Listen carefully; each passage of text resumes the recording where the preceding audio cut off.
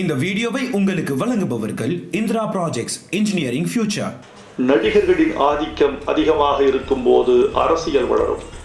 அந்த படத்தை யார் அந்த பையன் யாரு பேர் என்னப்பா, அந்த இயக்குனர் பேர் என்ன, மாரி செல்வராஜா. அந்த பையன் நம்பரை வாங்கு, பாலச்சந்தர் எண் இன்னும் வச்சிருக்கேன் அழிக்கல, வாலி எண் இன்னும் வச்சிருக்கேன் அழிக்கல, ஜெயகாந்தன் எண் இன்னும் வச்சிருக்கேன் அழிக்கல. மாரிமுத்துட்ட கேட்டு மாரி செல்வராஜை கூப்பிட்டு நல்லா பண்ணியிருக்க தம்பி என்று பாராட்டினேன். இந்த காதலன் காதலுக்குள்ள ஸ்பரிசம் இருக்கான்னு கேட்பேன். தொட்டுக்கிறாங்களா தூரத்தில் இருக்காங்களா, தொட்டுக்கிறாங்களா தூரத்தில் இருக்க வச்சுக்க. பாரதிராஜா இருக்க மேடையில் ஏன் எனக்கு பேச சந்தோஷமா இருக்கும்னா, மனுஷன் குழந்தையா குதிப்பார். பாருங்க, இருட்டு என்றவுடன் வேறுபாட்டு என்றவுடன் யாருமே ரியாக்ட் பண்ணல, அவரை தவிர. ஓ பையன் பார்த்துருக்கேன், ஒரு உயரமா இருப்பாரு, அவரு கருப்பு இல்ல, அவரு இதுல தான் பாட்டு பிறந்தது. ஆரிய உதடுகள் உன்னது, திராவிட உதடுகள் என்னதுன்னு போட்டேன். ஒரு சீன அமைச்சர் ஒலிபெருக்கி முன்னாடி வராரு. இப்போது நாங்கள் எங்கள் ஜனாதிபதிக்கு பிடித்த பாட்டை ஒலிபரப்பி அவரை அடக்கம் செய்ய போகிறோம். உன்னை தஞ்சாவூர் மண் எடுத்து ஒலிபரப்ப.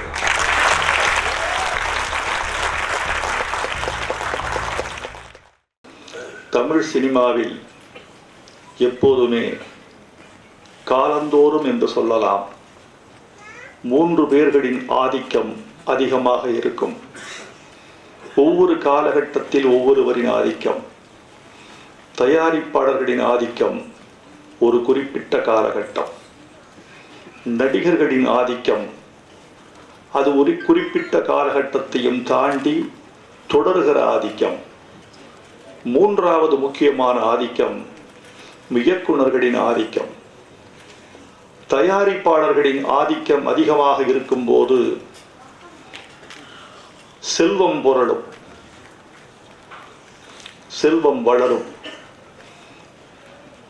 நடிகர்களின் ஆதிக்கம் அதிகமாக இருக்கும் போது அரசியல் வளரும். இயக்குனர்களின் ஆதிக்கம் எப்போதெல்லாம் அதிகமாக இருக்கிறதோ அப்போதுதான் கலை வளரும்.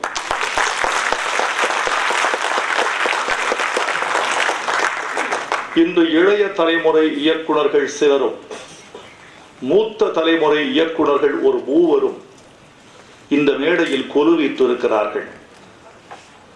வாழையடி வாழையாக இன்று வந்திருக்கிற இளம் இயக்குனர்கள் தடம் பதிப்பதற்கு தடம் அமைத்து கொடுத்தவர்கள் பாரதிராஜாவும் மகேந்திரனும் நம்முடைய இயக்குனர் கே.எஸ். ரவிக்குமார்.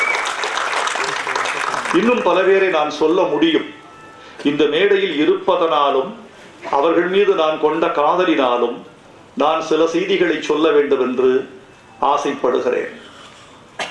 தமிழ் சினிமா என்பது சினிமாவை பார்த்தே எடுக்கப்பட்டு கொண்டிருந்த காலகட்டத்தில் வாழ்க்கையை பார்த்து சினிமா எடுத்தவர்கள் மகேந்திரனும் பாரதிராஜா அவர்களும். இந்த மேடையில் எனக்கு கிடைத்த இந்த இளம் இயக்குனர்கள் எவ்வளவு உணர்ச்சி வசப்படுவார்களோ அதற்கு சற்றும் குறையாமல் நானும் உணர்ச்சி வசப்பட்டுத்தான் இந்த மேடையில் நிற்கிறேன். காரணம், மகேந்திரன் அவர்களும் பாரதிராஜா அவர்களும் ஒரு மேடையில் அமர்ந்திருக்கிறார்கள் என்பதே நமக்கு ஒரு பரவசமான காட்சி என்பதை இந்த மண்டபம் மறக்கக்கூடாது.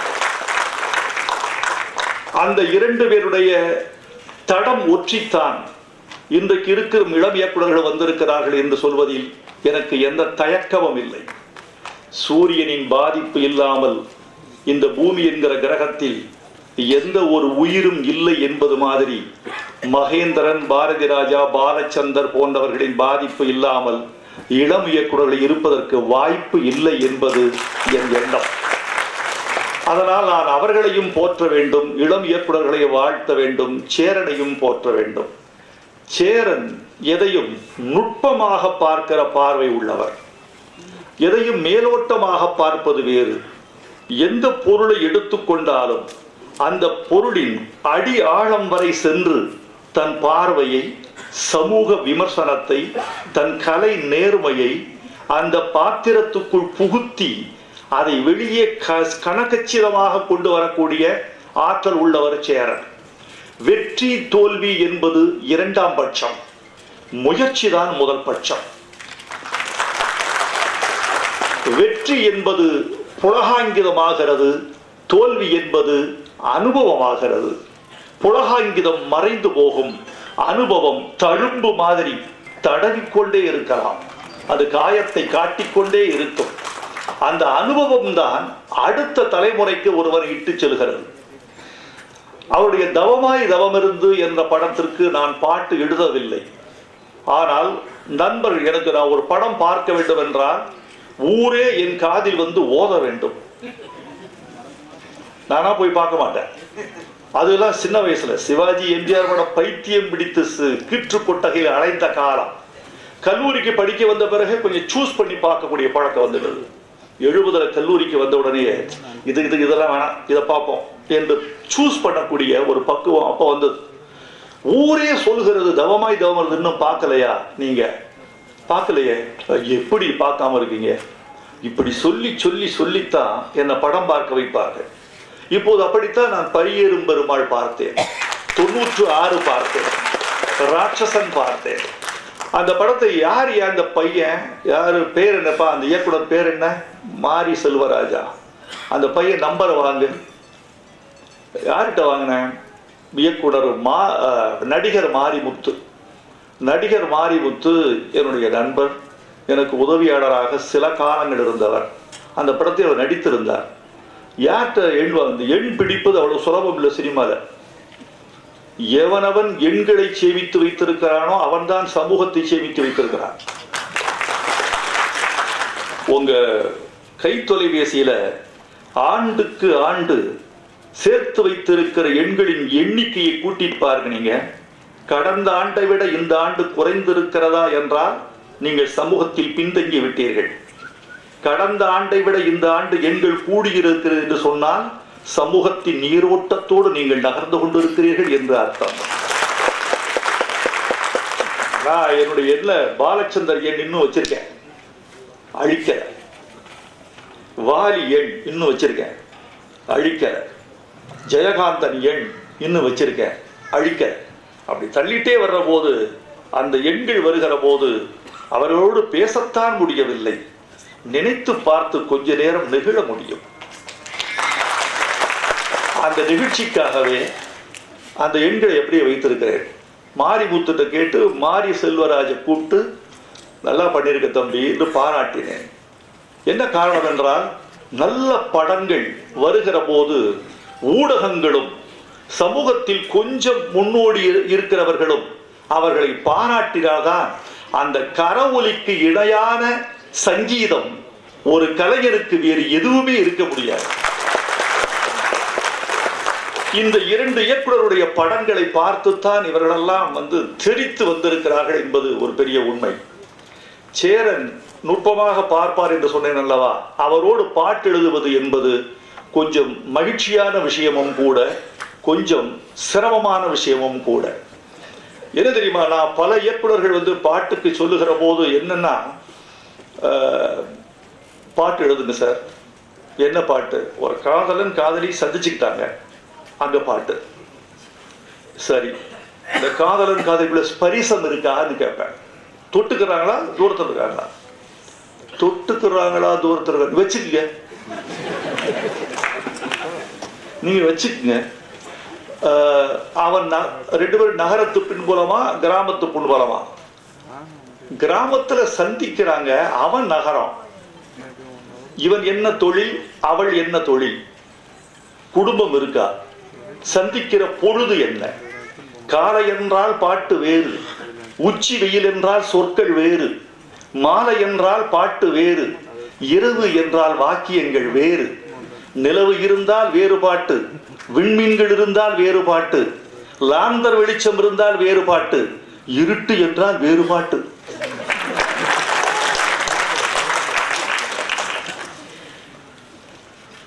பாரதியாருக்கு மேடையில் ஏன் எனக்கு பேச சந்தோஷமா இருக்கும்னா, மனுஷன் குழந்தையா குதிப்பாரு. பாருங்க, இருட்டு என்றவுடன் வேறுபாட்டு என்றவுடன் யாருமே ரியாக்ட் பண்ணல, அவரை தவிர. ஒரு கலைஞர், உடம்பெல்லாம் கலை, மனசெல்லாம் ஒரு குழந்தையா இருப்பார். இன்னும் அவர் குழந்தையாக இருப்பதனால இன்னும் அவர் இளமையான இயக்குனராக இருக்கிறார். நான் பல பேருடைய உளவியல் தெரிந்துதான் பாட்டு எழுதுறோம். நான் அதிக நேரம் எடுத்துக்கிறோம். உளவியல் தெரியணும். இவர்கள் என்ன நினைக்கிறார்கள் என்று துப்பறிந்து எழுதுவது நல்ல பாட்டு. இயக்குனர் என்ன நினைக்கிறார், பாத்திரங்கள் எதை கோருகின்றன, அவர்களின் மனநிலை, உடல் மொழி, அவர்கள் பேசுகிற மொழி, அவர்களின் உயரம், நிறம். நிறம் பாத்திரம் பாட்டு எழுதியிருக்கேன். அந்த யார் உன் படத்துக்கு ஹீரோ காந்தி கிருஷ்ணா சார், இந்த ஜி.கே. ரெட்டின்னு ஒருத்தர் இருக்கார்ல, ஆமா எனக்கு தெரியும், ஜாடிக்கு ஏற்ற மூடி எடுத்தவர். அவர் பையன் எப்படி இருப்பார் ஆளு, அவர் மாதிரி கொஞ்சம் இளங்கருப்பு கருப்பு. ஓ பையன் பார்த்துருக்கேன், ஒரு உயரமா இருப்பாரு அவரு, கருப்பு இல்ல அவரு. இதுல தான் பாட்டு பிறந்தது. ஆரிய உதடுகள் உன்னது, திராவிட உதடுகள் என்னதுன்னு போட்டேன். இல்ல அந்த பெண் வெள்ளை, அந்த படத்தில் எடுத்த கதாநாயகி பேர் மறந்துட்டேன். அந்த உங்கள் நினைவாற்றலை ரொம்ப போற்றுகிறேன். ரொம்ப மகிழ்ச்சி. கதாநாயகியை மறக்காத மேனேஜர்.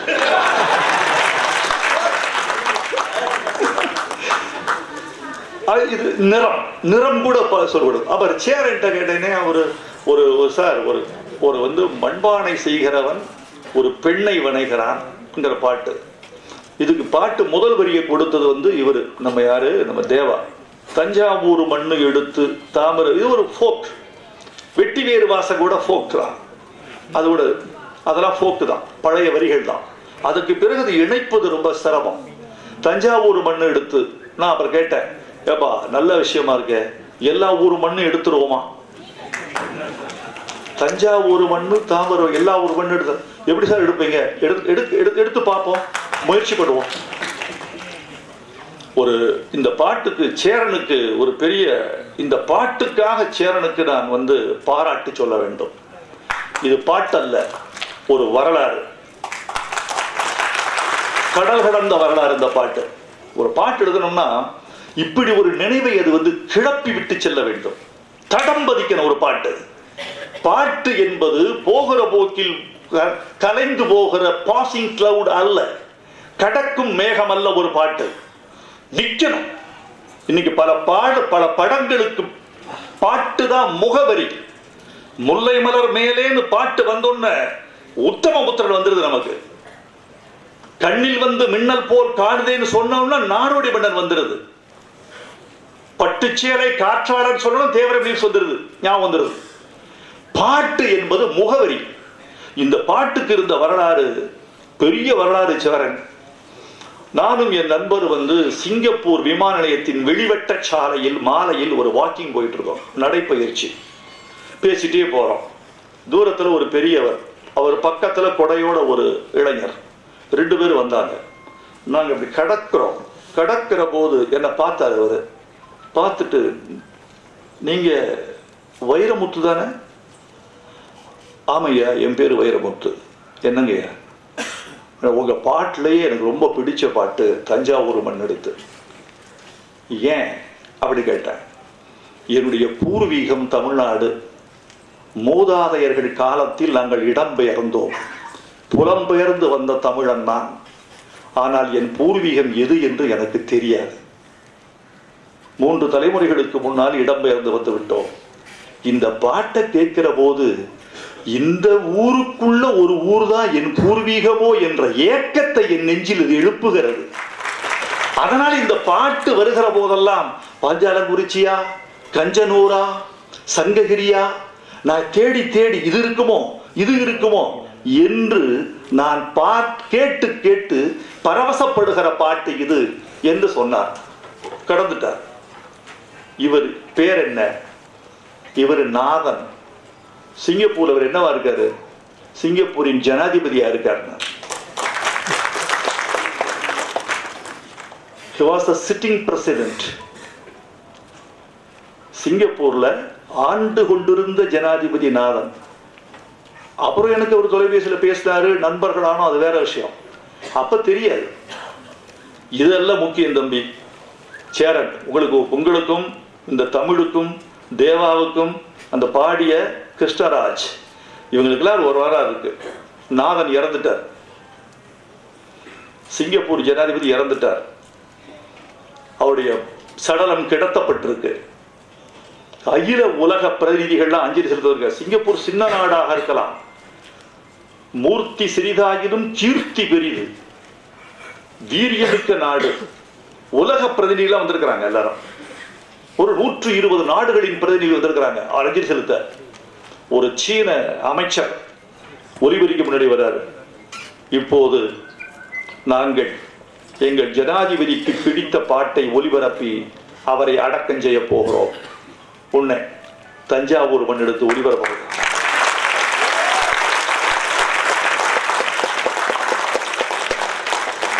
சரி, நீங்க படம் பண்ண வந்ததுக்கு இது போதும்யா. உங்களுக்கு சொல்றதுக்கு ஒரு வரலாறு இருக்கு, இதை நான் பதிவு பண்ணியிருக்கேன். இது சொல்வதற்கு ஒரு வரலாறு, இப்படி ஒரு வரலாறு இருந்தா போதும் இல்லையா? நிறைய பேசணும் வேண்டாம், போதும். நிறைய பேசணும்னு ஆசையா இருக்கு, இது பெரியவர்கள் பேசணும். நான் நிறைவாக சொல்ல வேண்டிய கருத்து, திருமணம் என்பது ஒரு சமீப காலத்து நாகரிகம்தான். ஆணுக்கும் பெண்ணுக்குமான இந்த உறவு என்பது பந்தப்படுத்தப்பட்டதும் சட்டபூர்வமாக வந்ததும் ஒரு அரசமைப்பு சட்டத்துக்குள் அகப்பட்டு கொண்டதுமான உறவு என்பது கொஞ்சம்தான். ஒரு 3000 வருஷம் தான் இருக்கும் திருமண பந்தம். தாலி வந்தது, திருமணம் வந்தது, இதெல்லாம் ஒரு 3000 வருஷத்து பந்தம் தான். இந்த 3000 வருஷத்து நாகரிகம் இன்னும் ஒரு 50 ஆண்டுகள் இருக்கலாம், 100 ஆண்டுகள் இருக்கலாம். திருமணம் தன்னுடைய கடைசி சுவாசத்தில் வாழ்ந்து கொண்டிருக்கிற காலகட்டத்தில் நாம் இருக்கிறோம். திருமணத்தை தாண்டி மனிதகுலம் வேறொரு நாகரிகத்தை நோக்கி எட்டு வைக்கும். திருமணம் என்பது முற்றுகையிடப்பட்ட ஒரு கோட்டை. உள்ளே இருப்பவர்கள் வெளியே வர தவிக்கிறார்கள், வெளியே இருப்பவர்கள் உள்ளே செல்ல துடிக்கிறார்கள். இந்த திருமணம் குறித்து சேரன் என்னென்ன நிகழ்த்தி இருப்பார், இது திருமணம் குறித்து நிகழ்த்தப்பட்ட ஒரு திரை உரையாடல் என்று எனக்கு இது பார்க்கிற போது தெரிகிறது. பார்ப்போம். இப்ப நீங்க சொன்ன தீர்வுகள் எல்லாம் 10 வருஷத்துக்கு தான் பொருந்தும். இந்த படம் வெற்றி பெறும், ஒரு 10 வருஷத்துக்கு நீங்க சொன்ன தீர்வுகள் பொருந்தும். அந்த தீர்வுகளை தாண்டிய பிரச்சனைகளில் திருமணம் என்ற நிறுவனம் சென்று சேரும். பிறகு தன்னைத்தானே புதிதாக வடிவமைத்துக் கொள்ள பார்க்கும். கடைசியில் இது ஒத்து வராது என்று வடிவத்தை கலைத்துவிட்டு வெளியே போய்விடும் திருமணம். அதுவரைக்கும் உங்கள் திருமணம் வாழ்க. வணக்கம்.